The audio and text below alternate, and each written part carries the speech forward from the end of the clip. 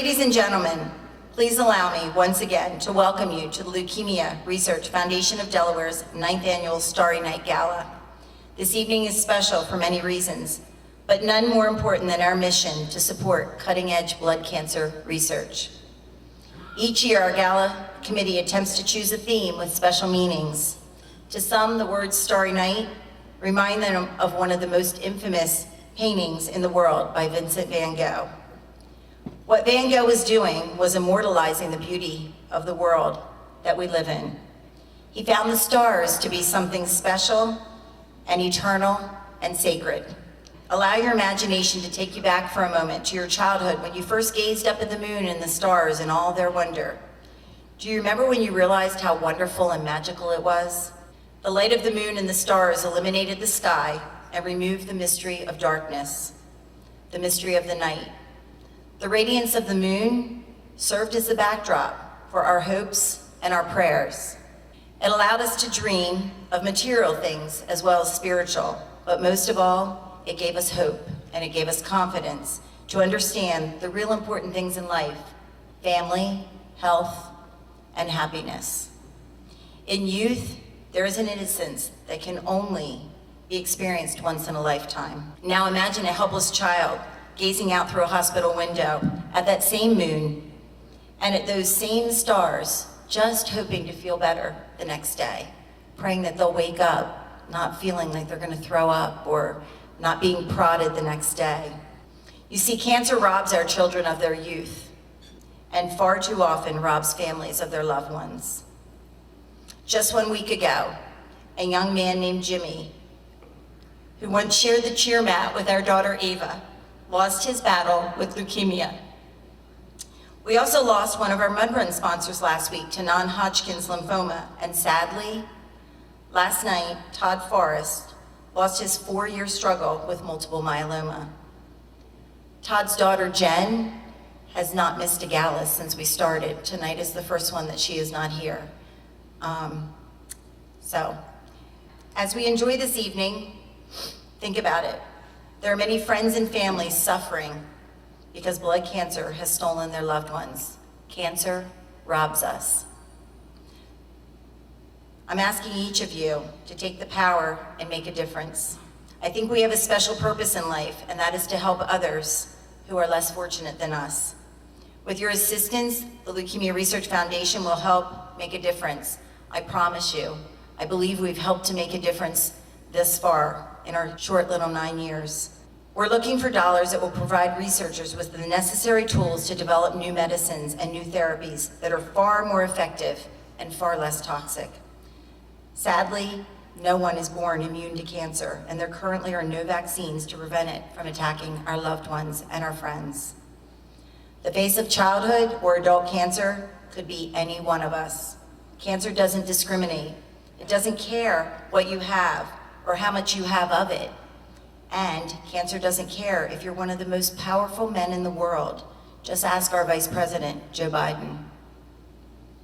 Cancer just doesn't care. There are many of us in this room who have been directly affected by a diagnosis of cancer.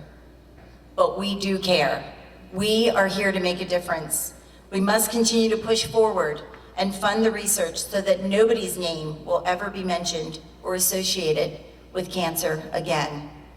So as many of you already know, and for those of you that don't, I was introduced to the cruel world of cancer when Chris Meyer's son Bradley was diagnosed at the age of 6 months old with neuroblastoma. 6 months.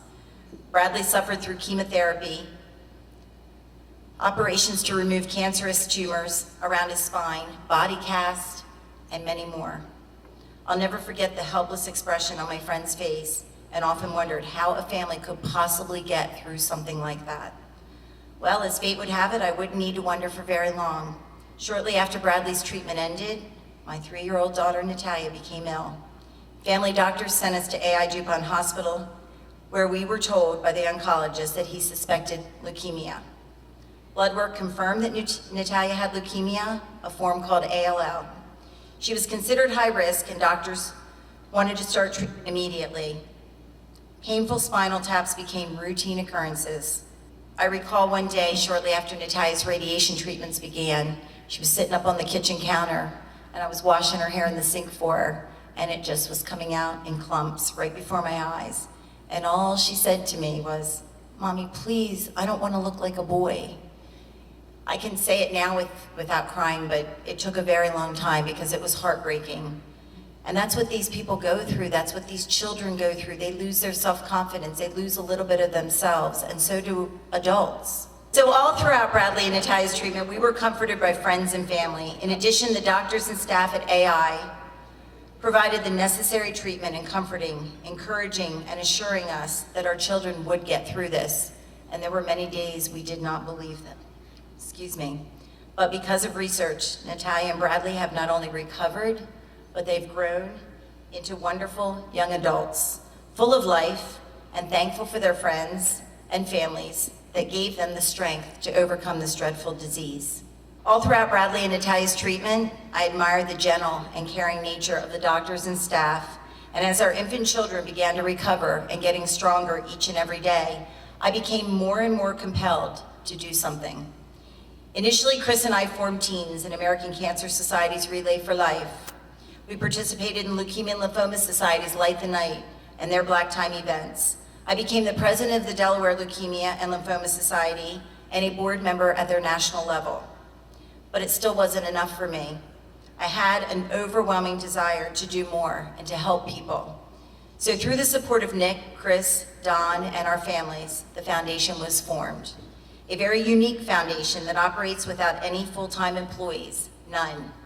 I'm asking that you guys continue to support us, not only at our Black Tie Gala, but our golf outings, the Delaware Mud Run Junior, and other events. You've allowed us to provide critical research dollars to facilities such as Huntsman Cancer Research Center, Helen F. Graham Cancer Research Center, which I know a table of them are here tonight, and Nemours and St. Jude. It is because of your support, and I feel your love, because that you've allowed us to give $1 million grant to now not one, but 2 different facilities, and possibly working on our 3rd and 4th. So again, you guys here are making a huge difference in somebody's life. It's not only the researchers, but it's the kids and the adults at the bedside. And one last thing before I close, in case you missed the message, the mission of the Leukemia Research Foundation of Delaware is to provide critical funding targeted specifically for blood cancer research. It is our belief that provided with sufficient funding, researchers can and will develop better medicines to treat patients and hopefully someday cure this dreadful disease. So in closing, I will just say this: it is all about research. And I know the researchers here in this room can attest to that. Don Yannick can attest to that. The patients over at the Nemours table can attest to that. Researchers developed vaccines preventing polio. They developed a penicillin. They put us up in space. And research, my friends, will someday stop and ultimately prevent cancer. I really believe that, and I need you all to stand behind us and help us to see that day come to fruition. So I say thank you, and have a wonderful starry night with us.